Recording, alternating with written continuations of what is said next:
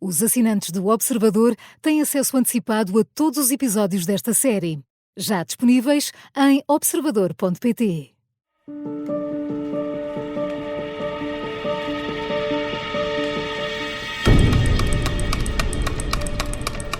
11 da manhã. O cerco está montado.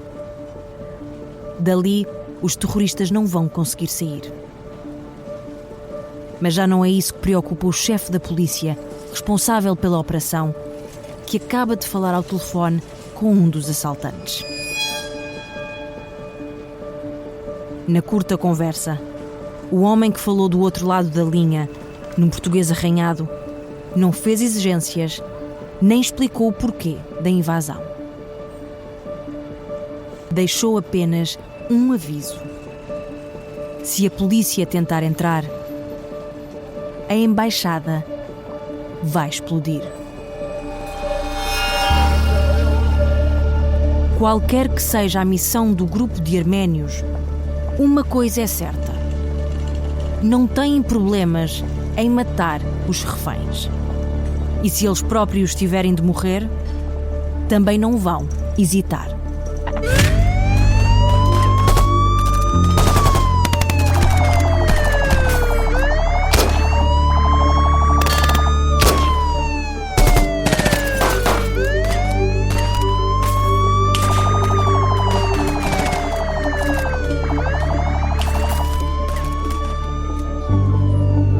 Os terroristas continuam a disparar de dentro do edifício.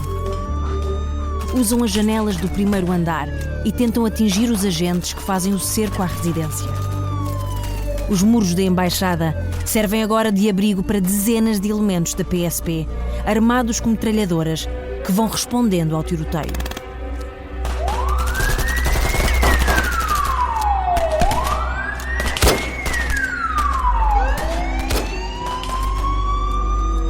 Não param de chegar reforços.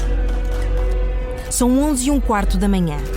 Nas traseiras do edifício estão posicionados elementos do exército e forças policiais à paisana. Até que todos são surpreendidos com a primeira explosão.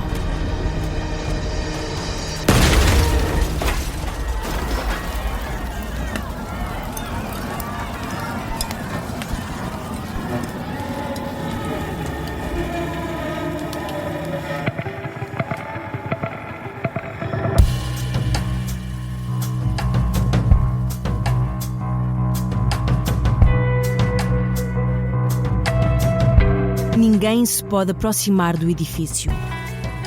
Apesar da explosão que acaba de se ouvir, os agentes que cercam a casa têm ordens para se manterem em posição.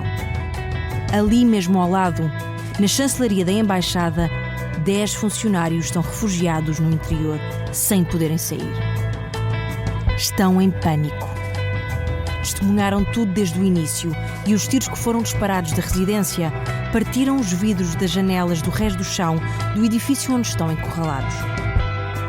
Um deles, o encarregado de negócios, tem a mulher e o filho de 17 anos reféns na residência oficial, ocupada por 4 homens armados. Cá fora, os agentes estão atentos a todas as movimentações nas janelas, de dedo pronto no gatilho, à espera de ordens para avançar. Mas há um homem que vai desobedecer e decide entrar sozinho na casa.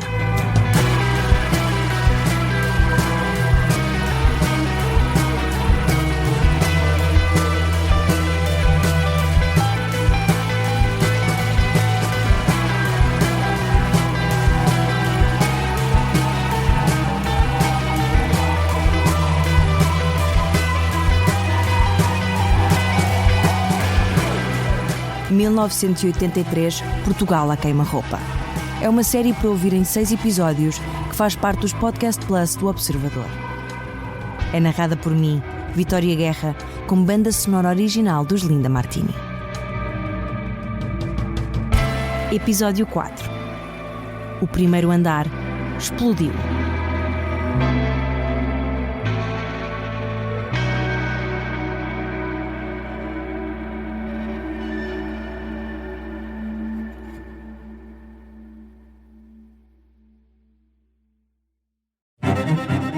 Na Kia, acreditamos que o movimento inspira ideias.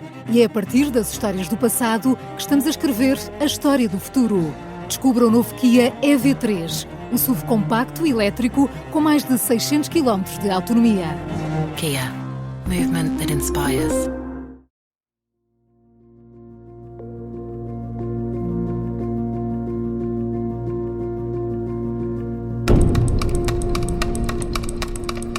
Horas e 45 minutos. O encarregado de negócios não aguenta mais. Sem que a polícia saiba, Yurtsev Machaolo pega no telefone da chancelaria e liga para o número da casa.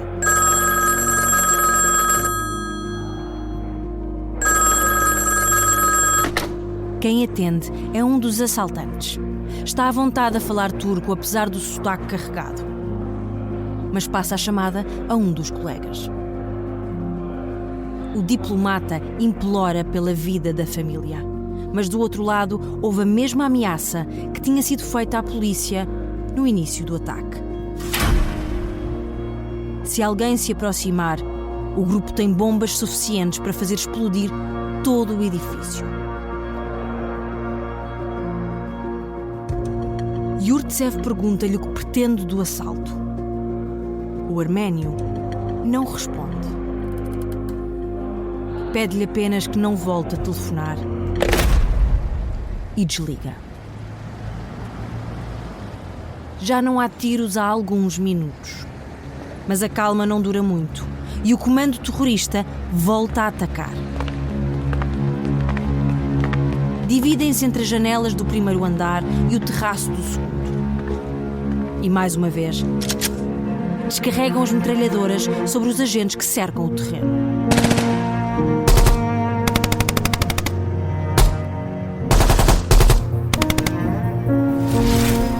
É a partir desta hora que a polícia começa a conseguir identificar os assaltantes. Um a um. São todos muito jovens, incluindo aquele que morreu logo no início da operação. Simon é o mais velho, tem 21 anos. Ara e Sarkis têm 20. E Setrak e Vatche, apenas 19.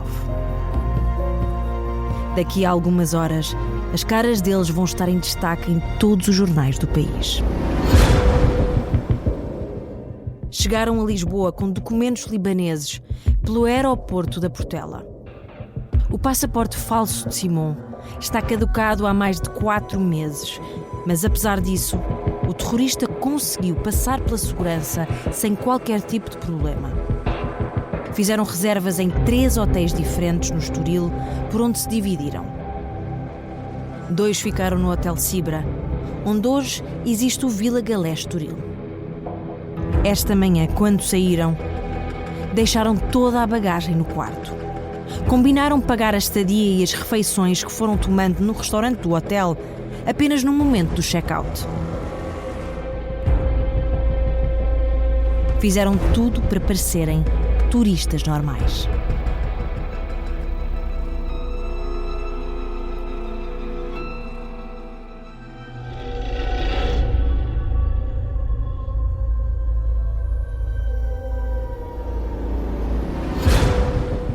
Tal como o conflito entre árabes e judeus no Médio Oriente, ao qual Issam Sartawi dedicou a vida toda, a luta entre arménios e turcos não é de agora. É preciso recuar ao início do século XX para perceber por que estão, em 1983, 5 jovens arménios, armados com explosivos, na Embaixada da Turquia em Lisboa.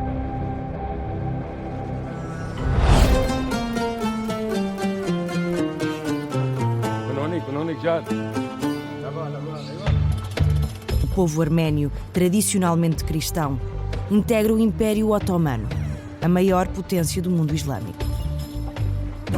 São 2,5 milhões de pessoas que vivem concentradas entre 2 áreas. As grandes cidades, como Constantinopla e Esmirna, e as zonas costeiras do Mar Negro, perto de onde fica hoje o atual Estado arménio. São tolerados. Vivem como uma espécie de súbditos de segunda categoria e são fortemente reprimidos pelas autoridades. O ano é 1915. A região é agora governada pelos jovens turcos, que derrubaram o regime no início do século e pretendem rejuvenescer o Império Otomano. Querem afastar os povos não muçulmanos. E a comunidade arménia não é exceção. Entrou na Primeira Guerra Mundial, ao lado da Alemanha e do Império Austro-Húngaro, com a esperança de recuperar territórios perdidos. Os arménios são enviados para a frente de leste para combater a Rússia. O resultado é um desastre. Os jovens turcos acusam-nos de estarem a colaborar com os russos na frente de batalha. É assinado um decreto de deportação das populações arménias. Têm de sair das zonas onde vivem e deslocar-se para o deserto da Síria. É uma marcha forçada. Centenas de milhares de pessoas caminham dia e noite em condições desumanas. São vítimas de ataques de ladrões e de grupos organizados, com a complacência do governo turco, diz José Pedro Teixeira Fernandes, investigador no Instituto Português de Relações Internacionais da Universidade Nova de Lisboa e especialista na história da Turquia e da Arménia. Na prática, isto acabou por levar, no mínimo, umas centenas de milhares de arménios que foram dizimados, seja em massacres abertos, seja pela fome, seja pelos maus tratos, seja por depois não conseguirem aguentar aquelas marchas. Há um pouco de tudo aqui, o valor exato não é conhecido, mas seguramente, se não quisermos usar a expressão genocídio, seguramente foi um massacre em larga escala de um povo. Não há consenso sobre quantas pessoas morreram, mas acredita-se que no mínimo 1/4 da população desapareceu durante este período. Até hoje, nenhum governo turco assumiu responsabilidade. A deportação continua a ser justificada como uma operação militar estratégica em tempo de guerra. E é precisamente essa recusa que enfurece as populações arménias. E com o passar dos anos, a resposta começa a ser violenta. Os anos 70 e 80, por um conjunto de razões complexas, são um reavivar da memória arménia, pelo facto da Turquia sistematicamente negar e se recusar a admitir qualquer responsabilidade e qualquer memória. Também nisto houve aqui um pico de incidentes e de episódios, tentativas de vingar a posteriori um pouco todos esses sofrimentos do povo arménio.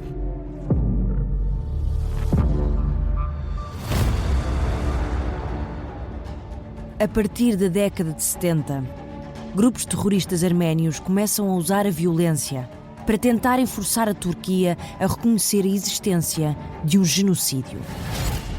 Um pouco por todo o mundo, são registados dezenas de homicídios e ataques com explosivos. O exército revolucionário arménio, que está barricado na embaixada em Lisboa, é um dos grupos mais mortíferos. E está disposto a tudo para chamar a atenção da opinião pública.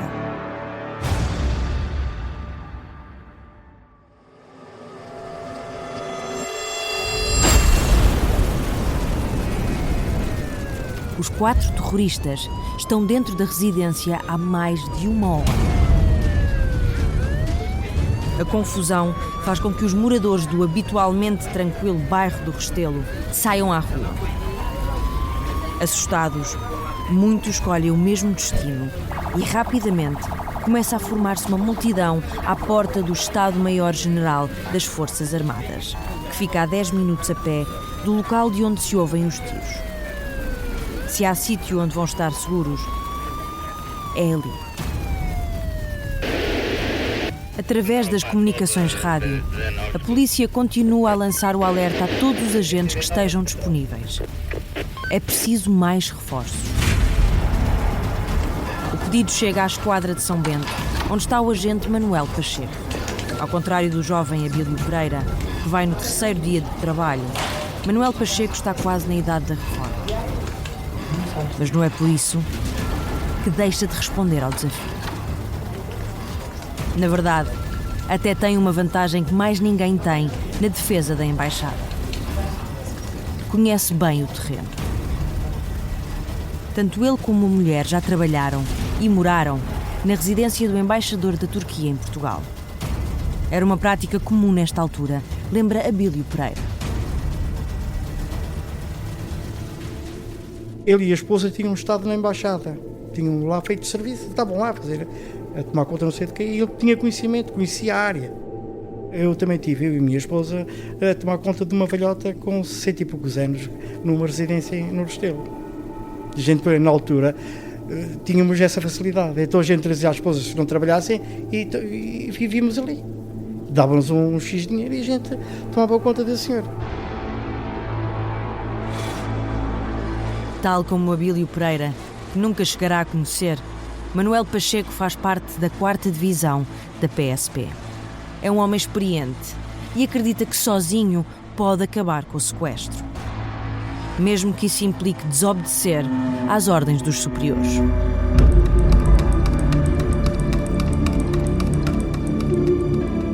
Às 11h50, assim que chega à Avenida das Descobertas no carro patrulha, afasta-se dos colegas que vieram com ele, dá a volta pelo jardim junto à entrada da embaixada e passa para as traseiras do edifício.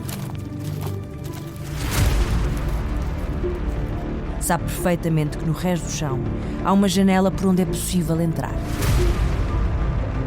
Eu pensava que aquilo era um assalto normal, com umas pistolinhas normais. Não é? Eu pensava que era um assalto público, um assalto. Nunca pensou que era um atentado daquela natureza. Acho que é o instinto policial já. Vamos, e vai-se. Neste caso, pensa-se com decência, não é? Ele não pensou, porque ele pensava que aquilo era uma coisa banal. Que chegava ali com a pistola que os encostava todos à parede. Ele pensava que era banal. A partir da janela do resto do chão, basta subir as escadas para chegar ao primeiro andar e surpreender os assaltantes. Durante alguns minutos, não acontece absolutamente nada. A residência do embaixador continua em silêncio, apesar de o agente Manuel Pacheco estar lá dentro. Mas os terroristas tinham sido claros. Qualquer aproximação da polícia teria consequências graves.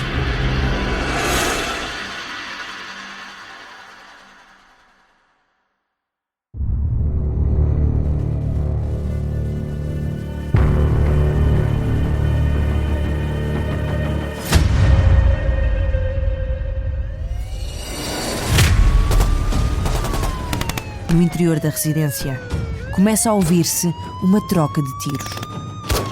Cá fora, a patrulha que chegou de São Bento nota finalmente a ausência do colega.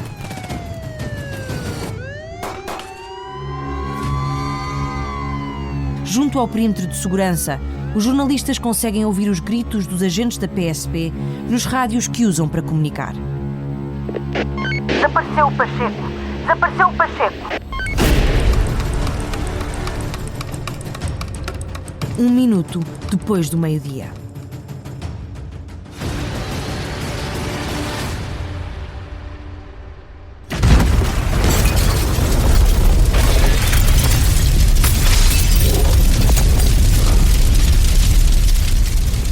Do interior da residência da embaixada chega o som de uma violenta explosão, muito mais violenta do que a ouvida há cerca de 1 hora. Os vidros partem-se em estilhaços, que são projetados e atingem os agentes que fazem o cerco ao edifício à distância de vários metros. Até as cortinas das janelas voam. O primeiro andar está a arder e lá dentro ainda estão 2 reféns, os 4 terroristas e agora também o agente Manuel Pacheco.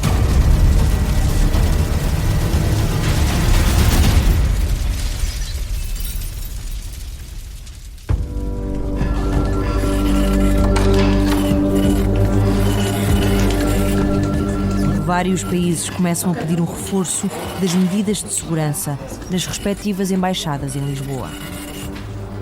Receiam ser os próximos alvos.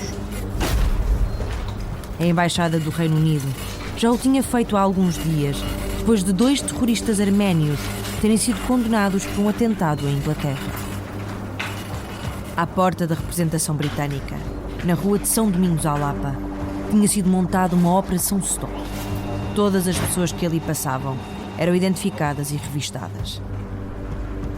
O governo decide também criar um forte dispositivo de segurança das embaixadas de França e dos Estados Unidos, os países com as maiores comunidades imigrantes arménias no mundo.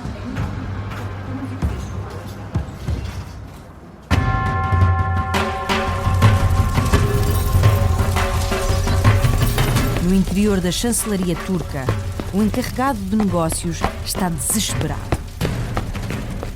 Preocupado com a mulher e o filho, corre para o edifício em frente, a Embaixada do Egito, e pede que o governo desse país contacte o governo da Turquia para que saibam que a família dele está a ser feita refém e corre risco de vida. Mas a essa hora, a diplomacia portuguesa já está a funcionar.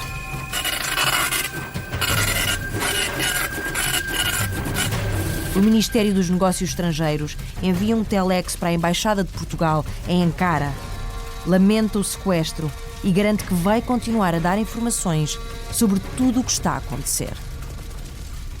Aproveita também para revelar que há já 8 meses, desde que o diplomata turco e a mulher foram assassinados em Linda a Velha, que a Embaixada tem direito a segurança especial. E acrescenta ainda que há menos de 2 semanas, após o massacre no aeroporto de Paris, a segurança foi ainda mais reforçada. Só graças a essas medidas, diz o Ministério, é que os assaltantes não conseguiram entrar na chancelaria, o objetivo principal do ataque. Em resposta, a Turquia pede às autoridades portuguesas que façam tudo o que for preciso para pôr fim ao assalto.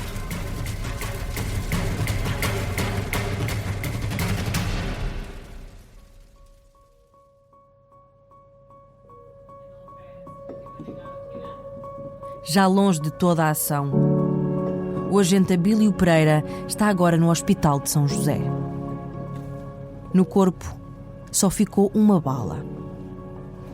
Tendo em conta a situação, até considera que teve sorte.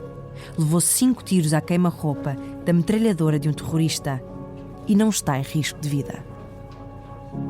Nenhum órgão vital foi atingido e foi socorrido pela ambulância a tempo de não se esvair em sangue.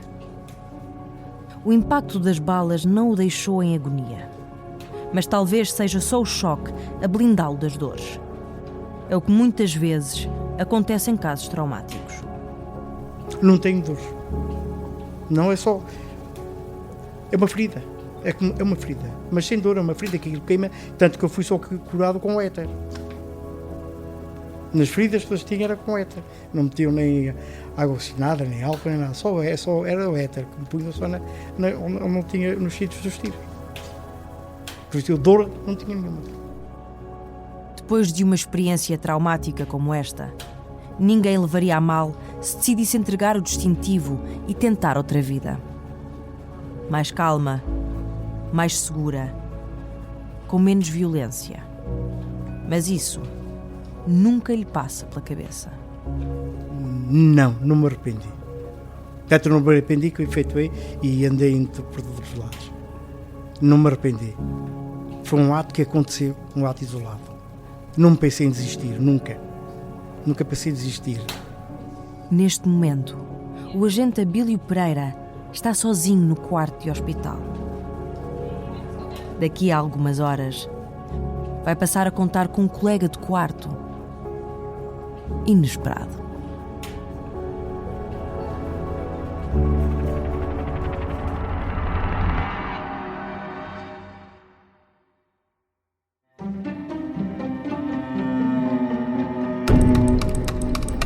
Meio-dia e 1/4.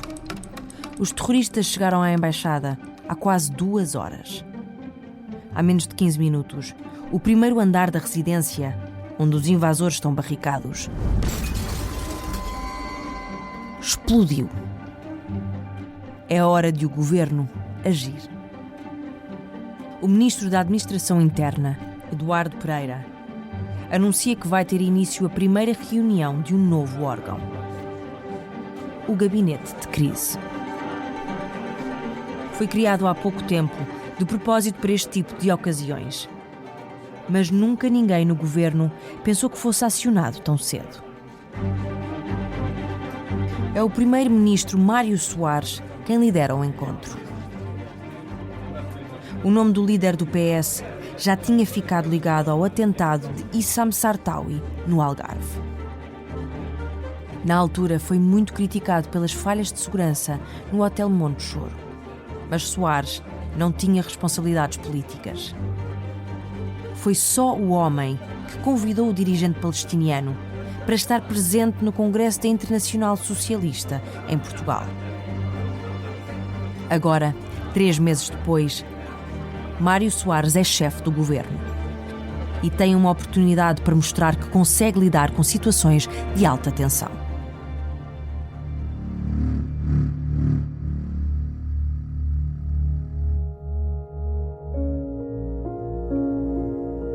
Ainda ninguém sabe exatamente o que se passa dentro da casa do embaixador turco, mas as notícias da explosão já chegaram ao executivo.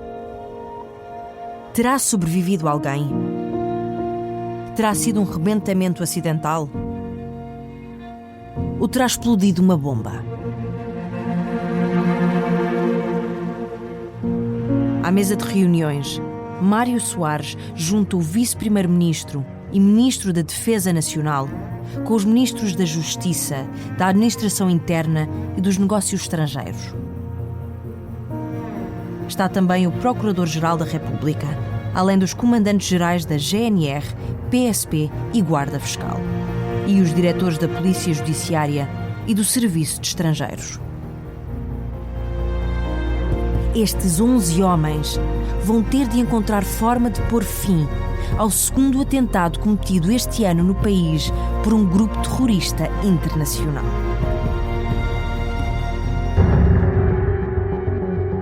Decidem chamar uma nova força de segurança. Uma força de elite que ainda não entrou em ação, onde só têm lugar os agentes mais bem preparados da PSP. Quando foi apresentado ao público, o comandante deste grupo anunciou que estes eram homens treinados para agir com eficácia cirúrgica. Serão os últimos a chegar e os primeiros a sair. Logo no recrutamento, só 1/4 dos candidatos foram considerados. E só os melhores passaram os exigentes testes físicos de seleção. Os escolhidos estão há 8 meses em treinos intensivos nos arredores de Lisboa, à espera da primeira oportunidade para entrar em ação. E a oportunidade é agora.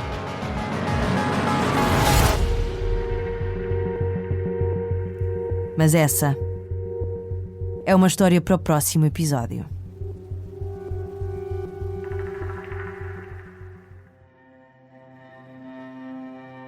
No próximo episódio,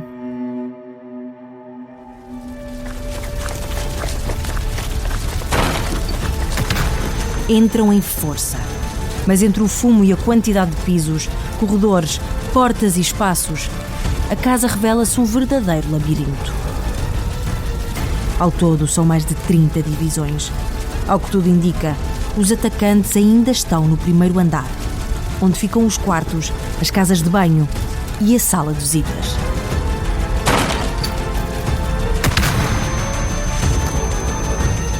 Praticamente todas as portas estão fechadas e é preciso inspecionar cada centímetro da casa,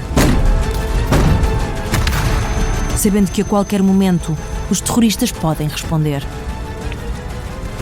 Ou pior, podem ter preparado alguma armadilha.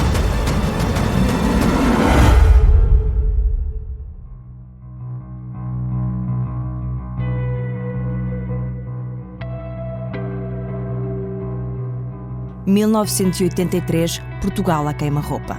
É uma série para ouvir em 6 episódios que faz parte dos Podcast Plus do Observador. É narrada por mim, Vitória Guerra, com banda sonora original dos Linda Martini. O guião e as entrevistas são de Vasco Maldonado Correia. A sonoplastia e o desenho de som são de Pedro Oliveira. O design gráfico é de Miguel Ferrazo Cabral. A edição é de João Santos Duarte e Tânia Pereirinha. A coordenação é de Miguel Pinheiro, Filomena Martins, Pedro Jorge Castro, Ricardo Conceição e Sara Antunes de Oliveira. Neste episódio, ouvimos sons retirados do YouTube. Podcast Plus do Observador. É mais do que um podcast. Os Podcast Plus do Observador têm o apoio da Kia.